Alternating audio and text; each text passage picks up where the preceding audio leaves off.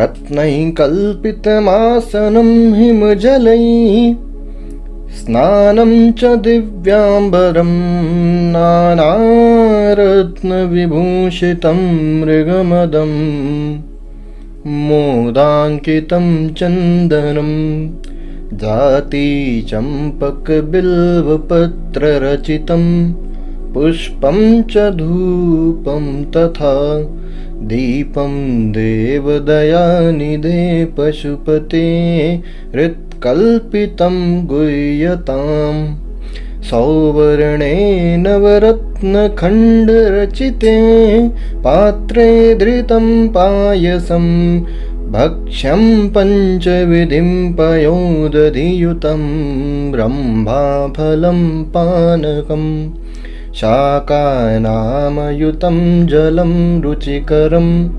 कर्पूरखण्डोज्ज्वलं ताम्बूलं मनसा मया विरचितं भक्त्या प्रभो स्वीकरू।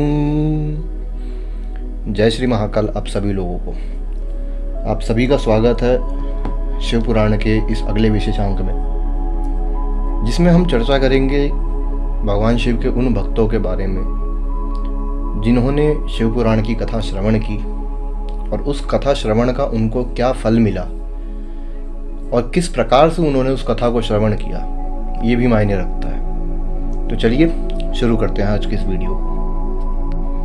आज मैं आप लोगों को दो कथाएं सुनाऊंगा जो शिव पुराण में वर्णित हैं, और हम ये समझने की कोशिश करेंगे कि इन कथाओं से हमें क्या समझने को मिलता है, क्या सीख जो है हमें इन कथाओं से मिलती है। पहली कथा है एक ब्राह्मण की, जिसका नाम देवराज था। यह ब्राह्मण अत्यंत ही निकृष्ट श्रेणी का जीव था। ये ब्राह्मण अज्ञानी था, दरिद्र था, इसे वेदों का कोई ज्ञान नहीं था। स्नान संध्या आदि जो कर्म थे, एक ब्राह्मण के जो मूल कर्म होते हैं, उनसे ये भ्रष्ट था। वैश्यावृत्ति करने वाला व्यक्ति, लोगों को ठगने वाला, इस प्रकार के स्वभाव का ये व्यक्ति था। तो एक दिन वो एक तालाब पर नहाने के लिए जाता है, जहाँ पर उसे एक अत्यंत सुंदर वैश्या दिखाई देती है और वो उससे बात करता है। दोनों को वो एक दूसरे को पसंद आ जाते हैं। अब हालांकि उस ब्राह्मण की पहले से शादी हो रखी होती है, परंतु फिर भी वो उस वैश्या के झांसे में आकर के वो उसके साथ रहने लगता है। एक ही तरीके से उसके साथ अपना, एक तरीके से समझिए कि अपना घर बार छोड़ करके वो उसी के साथ रहने लग जाता है। और जो कर्म एक ब्राह्मण के लिए वर्जित होते हैं, वो सभी कर्म वो व्यक्ति करता है। और इसी वेश्या के कारण उसने अपने माता पिता, अपनी पत्नी और अपने पूरे परिवार का वध कर दिया, उनको मार दिया सबको। और जितना धन उसके घर में था, सारा धन लेकर के वो उस वेश्या के साथ रहने लग गया। तो एक समय की बात है कि उस ब्राह्मण को एक बार बहुत अधिक जो है ज्वर हुआ, यानी कि बुखार हुआ। और उस अवस्था में वो देवयोग से प्रयाग में एक जगह है प्रतिष्ठानपुर, वहाँ पर वो जा पहुँचा एक शिव मंदिर में, जहाँ पर शिव पुराण की कथा कही जा रही थी। अब उस व्यक्ति को बुखार था, वो इधर उधर जा नहीं सकता था, तो उसी शिवालय में वो चुपचाप पड़ा हुआ था। उसके कानों में वो शिव पुराण की वो कथा की जो वो ब्राह्मण देवता वहाँ पर दूसरे कह रहे थे, वो कथा उसके कानों में पड़ती थी, वो सुन लेता था। तो एक बार जब उसका ज्वर जो है वो उसकी सीमा से पार हुआ, तो उसकी मृत्यु हो गई। अब जिस प्रकार का वो व्यक्ति था, उसके हिसाब से उसे नरक में भी जगह नहीं मिलनी चाहिए थी मेरे हिसाब से, क्योंकि एक ब्राह्मण के लिए उसके धर्म से विमुख हो जाना यही एक महापाप है। और उसके ऊपर से वो इतने प्रकार की गलत हरकतें करता था। उसने अपने स्वयं के माता पिता, जिन्होंने उसको जन्म दिया, उसका उन्होंने वध किया था। तो मेरे हिसाब से तो उस व्यक्ति को नरक में भी जगह नहीं मिलनी चाहिए थी। परंतु भगवान शिव की कृपा कितनी प्रचंड है वो देखिए कि यहाँ पे लिखा हुआ है, तावत शिवगणा शुभ्रा स्त्रित्रिशूला जितपाणया भस्माभासित सर्वांगा रुद्राक्षिंचित विग्रह, कि जब उस व्यक्ति को बांध करके यमलोक के दरबार में प्रस्तुत किया गया, यमराज के दरबार में उसे प्रस्तुत किया गया, तो उस समय वहाँ पर कर्पूर के समान उज्ज्वल, हाथों में त्रिशूल धारण किए हुए रुद्राक्षधारी भगवान रुद्र के 4 रुद्रगण वहाँ पर प्रकट हुए और उन्होंने उन सारे यमदूतों को वहाँ से मार पीट करके, उनको भगा करके उस व्यक्ति को, उस ब्राह्मण को उन्होंने वहाँ से मुक्त कराया और वो अपने साथ उसे विमान में बिठा करके कैलाश में लेके गए, जहाँ पे वो भगवान शिव के परम धाम में वास करने लगा। ये पहली कथा थी। अब हम चलते हैं अगली कथा पे। अगली कथा एक इसी प्रकार की एक स्त्री की है जिसका नाम चंचुला बताया गया है शिव पुराण में। बाष्कल प्रदेश में एक ब्राह्मण था जिसका नाम था बिंदुक। ये बाष्कल प्रदेश आज के समय में कर्नाटका में मौजूद है। इस ग्राम के, इस क्षेत्र के, जो बाष्कल क्षेत्र बताया गया है, इस क्षेत्र के अंदर वास करने वाले जितने भी ब्राह्मण थे वो सभी वैदिक ज्ञान उनको बिल्कुल नहीं था, अधर्म से चलने वाले व्यक्ति थे। देवताओं पर विश्वास ना करना उन सबका स्वभाव था, वो कभी भी देवताओं पर विश्वास नहीं करते थे। उस ब्राह्मण की जो पत्नी थी उसका नाम चंचुला था। वो स्त्री उत्तम धर्म के पालन में लगी रहती थी, वो पतिव्रता थी, परंतु उसका पति जो ब्राह्मण बिंदुक बताया गया है वो व्यक्ति अपने पत्नी को छोड़ करके वेश्यागामी हो चुका था। परंतु इतना होने के बावजूद भी वो स्त्री जो थी वो अपने धर्म के नाश के कारण, या ये कह लीजिए कि अपने धर्म के नाश के भय के कारण वो अपने धर्म पर टिकी हुई थी। तो अब ऐसी बात है कि इसमें कोई भी चीज़, देखिए ये केवल शिवपुराण ही नहीं, जैसा कि मैं हमेशा कहता हूँ कि कोई भी ऐसी बात जिसका आप अपने जीवन में उसको जोड़ ना सको तब तक उस बात का, उसको पढ़ने का, उसको सीखने का कोई फ़ायदा नहीं है। यहाँ पर हमें ये संकेत मिलता है कि एक पति को अपनी पत्नी के ऊपर ध्यान देना चाहिए, क्योंकि एक पत्नी अपना पूरा परिवार छोड़ करके आपके साथ में रहने के लिए आई है। उस परिवार में वो किसी को नहीं जानती, वो केवल आपको जानती है। ऐसे में यदि आप अपने अर्धांग का साथ नहीं दोगे तो निश्चित रूप से आप एक पाप तो कर ही रहे हो और उसके साथ साथ में एक और व्यक्ति को पाप के रास्ते पर लेकर के जा रहे हो, जैसा कि इस कथा में हुआ। इसमें जैसा कि बताया मैंने अभी कि वो स्त्री कामासक्त होने के कारण भी, कामासक्त होने पर भी वो कभी भी अपने धर्म के नाश के भय से भ्रष्ट नहीं हुई, परंतु दुराचारी पति के आचरण से प्रभावित होने के कारण काम पीड़ित होकर के वो आगे चल करके वह स्त्री भी दुराचारिणी हो गई। ठीक है, तो इस प्रकार पति अलग दौड़ रहा है, पत्नी अलग दौड़ रही है। पति और पत्नी एक गाड़ी के 2 पहियों के समान होते हैं, जिनमें से एक भी पहिया अगर इधर उधर हुआ तो गाड़ी गिर जाएगी। उसी प्रकार से यहाँ पर इस गाड़ी के दोनों पहिए 2 अलग अलग दिशाओं में घूम गए। ठीक है, अब ये ब्राह्मण अपनी पत्नी को मारता भी था, उसको पीटता भी था। फिर एक टाइम आने के बाद दोनों ने ये डिसाइड किया, जब उसकी पत्नी ने उसको ये बोला कि देखो मेरी भी अभी शादी हुई है, मैं भी अभी जवान हूँ, अब मेरा भी मन करता है भैया कि मेरा पति मेरे साथ रहे, मुझे उसकी ज़रूरत है। तो उसका पति जो बिंदुक था उसको बोलता है कि देखो एक काम करते हैं जिससे तुम्हारा भी फ़ायदा हो, मेरा भी फ़ायदा हो। बोले कि मेरा मन वेश्याओं में लगा रहता है और तुम काम भावना से पीड़ित हो, तो तुम जो दूसरे पुरुष हैं, पर पुरुष हैं, उनसे तुम संसर्ग करो, उनसे धन प्राप्त करो और वो धन ला करके मुझे दो, ताकि मैं उनको फिर वेश्याओं पे खर्च कर सकूं। इससे तुम्हारी काम वासना भी शांत हो जाएगी और मेरा मन भी लगा रहेगा। अब सोच के देखिए कि जिस घर में इस प्रकार की शिक्षा एक पति ही अपनी पत्नी को दे रहा हो, उस घर की क्या गति होगी। तो इस तरीके से करते हुए उन्हें बहुत समय बीता। अंत में उस ब्राह्मण का अंत हुआ, वो मरा और नरक में जा कर के, नरक में अनंत काल तक वो नरक के कष्ट भोगने के बाद वो पापी जो था वो विंध्य पर्वत पर एक पिशाच हुआ। अब इसमें ये हमें बताया हुआ है कि जैसे कि मैंने अपनी वीडियोस में पहले बताया हुआ है कि पिशाच वो उस प्रवृत्ति के जीव होते हैं जो आत्माओं में भी अत्यंत तामसिक प्रवृत्ति के होते हैं। यानी कि इन्होंने अपने जीवन में इतने दुष्कृत्य किए होते हैं कि उन दुष्ट कृत्यों की ऊर्जा ही इनको इनके पिशाच योनि में बांधे रखती है और इनका मन कभी नहीं भरता। जिस चीज़ के कारण इनकी मृत्यु हुई थी, इनकी आसक्ति उससे मृत्यु के बाद भी ख़त्म नहीं होती है। ठीक है, अब इधर उसका पति मरा और इधर ये बूढ़ी हो गई थी। तो किसी समय ये जा करके घूमते घामते गोकर्ण क्षेत्र में पहुंची, गोला गोकर्णनाथ, और वहाँ पर एक व्यक्ति थे जो शिव पुराण की कथा बाँच रहे थे। तो उन्होंने शिव पुराण की कथा कहते समय वहाँ पर कहा कि योषिताम जार सक्ता नाम नरके यम किंकरा संतप्त लोह परिघम क्षिपंति समरन मंदिरे।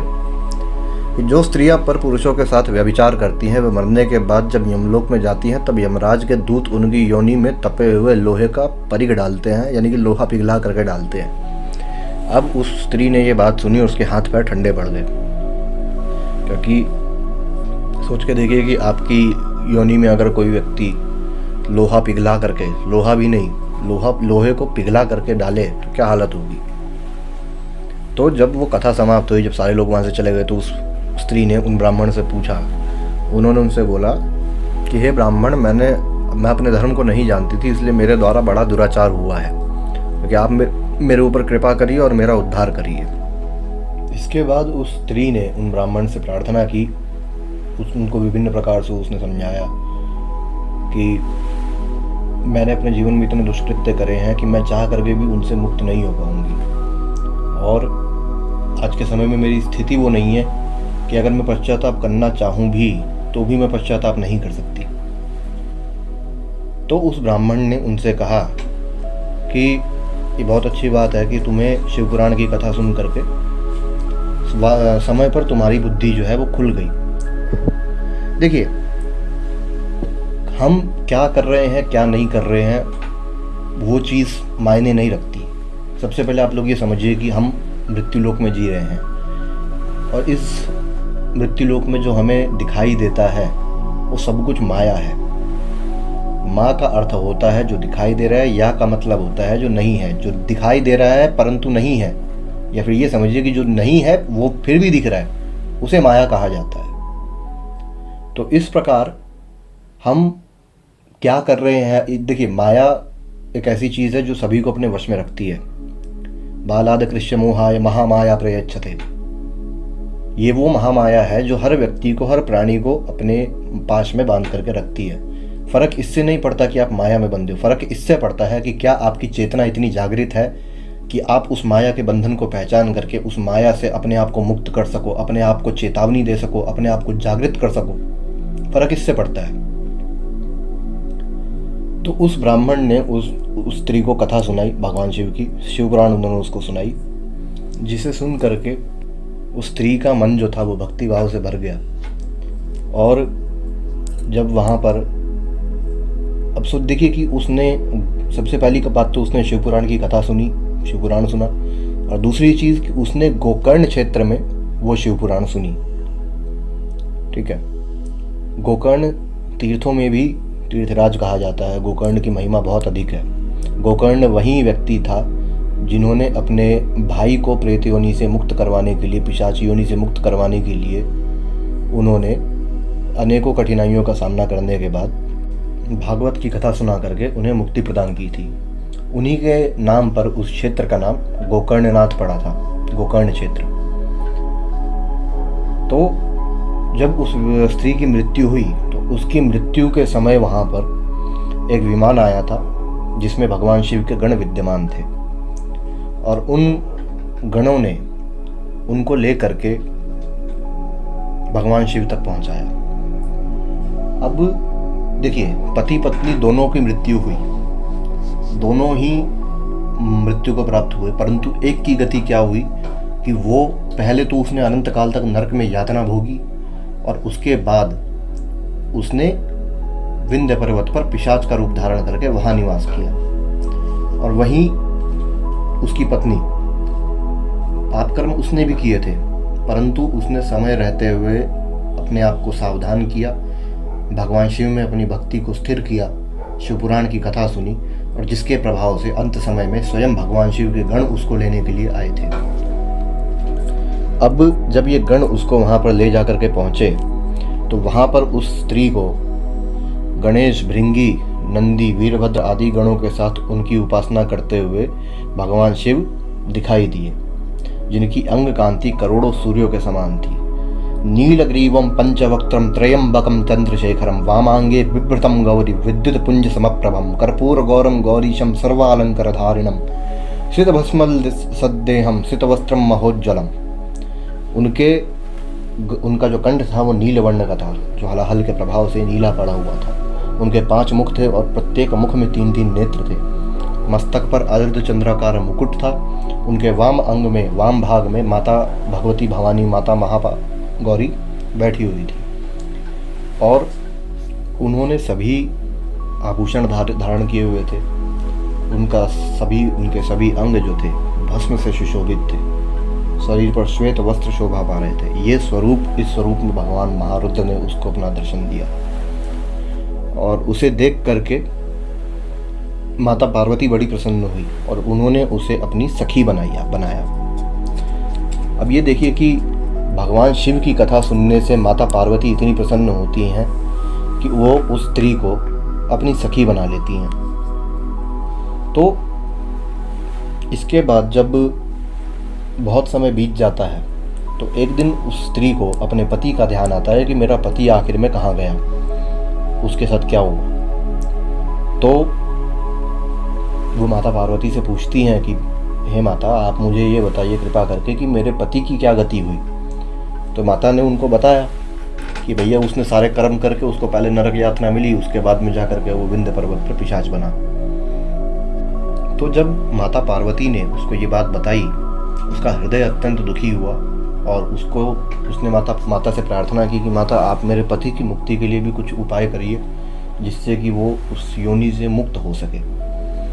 उसके बाद माता पार्वती ने तुम्बरु को बुलाया। गंधर्वों में श्रेष्ठ गंधर्वराज तुम्बरु को उन्होंने बुलाया और उन्होंने उसे आदेश दिया कि हे तुम्बरु, तुम विंध्य पर्वत पर जाओ, वहाँ पर मेरी इस सखी का पति है जो पूर्व जन्म में इसका पति था, परंतु इस समय वो पिशाच योनि को प्राप्त हो चुका है। तो वहाँ पर जा कर के उसको शिवपुराण की कथा सुनाओ और उसकी मुक्ति का उपाय करो। इस प्रकार का आदेश पा करके उसकी पत्नी को विमान पर बिठा करके गंधर्वराज तुम्बरु जो थे वो विंध्य पर्वत पर गए और वहाँ पर जा करके उन्होंने उस पिशाच को देखा। अब वो पिशाच को वो बोले कि हम तुम्हें शिवपुराण की कथा सुनाना चाहते, तो उसको वो भी नहीं सुननी थी। ठीक है, हमारी आज के समय में हमारी स्थिति यही हो चुकी है। ये केवल शिवपुराण की बात नहीं है, ये हम लोगों की आज की स्थिति है कि अगर हम किसी व्यक्ति को कोई सही बात बताना चाहते हैं, अगर हम किसी को कोई बात कहना चाहते हैं जो उसके लिए सही है, तो भी वो व्यक्ति उस बात को सुनना नहीं चाहता। उसे उसी योनि में हम मनुष्य रूपी एक राक्षस हो चुके हैं और हमें अपना राक्षसत्व इतना प्रिय है कि जब हमें हमारे कोई हित की बात भी हमें बताता है तो वो भी हमें समझ में नहीं आती, हम उसको भी नहीं सुनते। इसी प्रकार वो पिशाच भी गंधर्वराज तुम्बरु के कहने पर नहीं माना जब, परंतु माता का आदेश था, जिस कारण से उन्होंने उसे पाश में बांध करके बिठाया जबरदस्ती और उसको शिवपुराण की कथा सुनाई। आरभ्यम सहितामाद्यम सप्तमी सहिता विधि सप्स्पष्टम शिवपुराणम हिम समाहात्यम समावदत् श्रुत्वा शिवपुराणम तु सप्त संहिता मादरात् बभूवुः सुकृतास्तार्थे सर्वे श्रोतार एव हि।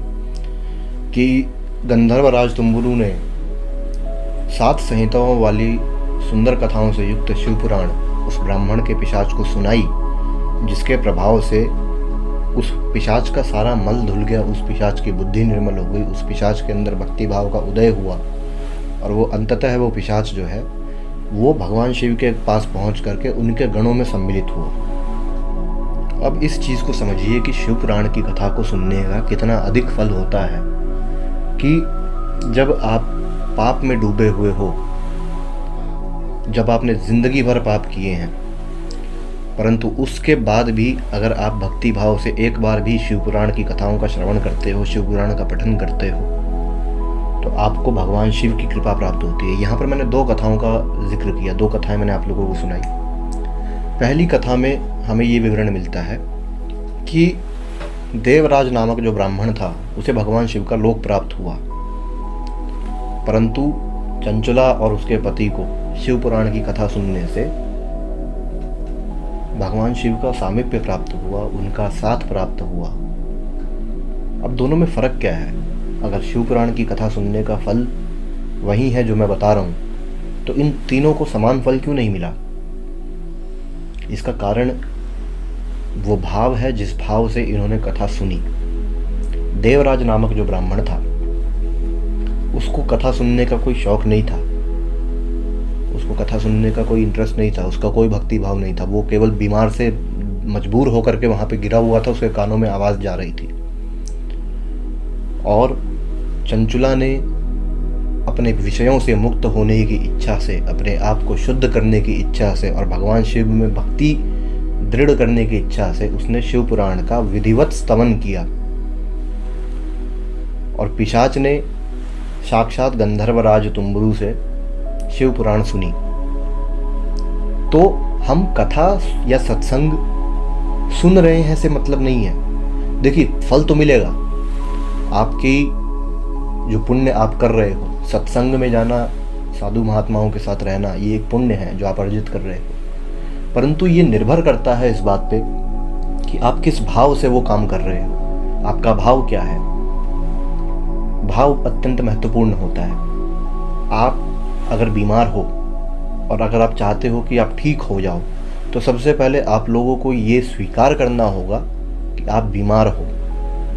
जब तक आप बोलोगे ही नहीं कि मैं बीमार हूँ, मुझे इलाज की आवश्यकता है, तब तक कोई वैद्य, कोई चिकित्सक आपको सही जो है उपचार नहीं दे पाएगा। तो अपने आप को शुद्ध करने के लिए सबसे पहले आपको ये स्वीकार करना पड़ेगा कि आप अशुद्ध हो, आपका अंतर्मन अशुद्ध है, आपके मन में विषयों के प्रति आसक्ति है। और आपको ये भी बोलना पड़ेगा कि मैं इनसे मुक्त होना चाहता हूँ, मैं इनसे मुक्त होने की इच्छा से शिव पुराण का पाठ कर रहा हूँ। भगवान शिव मुझ पर कृपा करे और मुझे इन पापों से, मुझे इन विषयों से मुक्ति प्रदान करे। जब आप इस प्रकार की भावना मन में रखोगे, जब आप स्वयं दृढ़ संकल्प लोगे कि नहीं मैं मुक्त होना चाहता हूँ, तो उन कथाओं का श्रवण मात्र ही पर्याप्त है आपकी मुक्ति के लिए, आपकी शुद्धि के लिए, आपके शोधन के लिए। तो आज की इस वीडियो के अंदर इतना ही। अगली वीडियो अगले रविवार को डाली जाएगी। आप लोग इसी प्रकार अपना प्यार देते रहिए। जय श्री महाकाल, जय माँ भगवती आप सभी लोगों को। नमः पार्वती पतये, हर हर महादेव।